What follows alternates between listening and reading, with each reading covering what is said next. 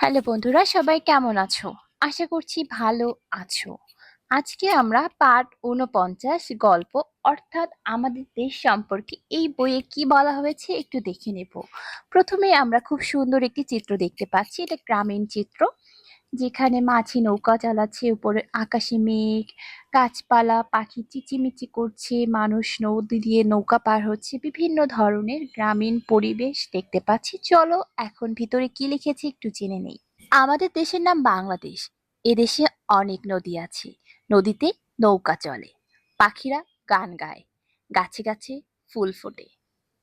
এদেশের আকাশ নীল, আকাশে সাদা মেঘ উড়ে বেড়ায়, রাতে চাঁদ ওঠে, খুব ভালো লাগে।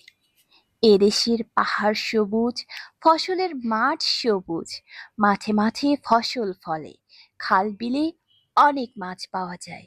ভোরবেলায় দোয়েল ডাকে, দোয়েল আমাদের জাতীয় পাখি। আমাদের দেশ খুব সুন্দর। বন্ধুরা, এই ছিল তোমাদের গল্প। দেখা হবে আমাদের পরবর্তী ভিডিওতে। পরবর্তী ভিডিওর জন্য আমাদের চ্যানেলটিকে অবশ্যই অবশ্যই সাবস্ক্রাইব করতে হবে। আজকের মতো বাই বাই।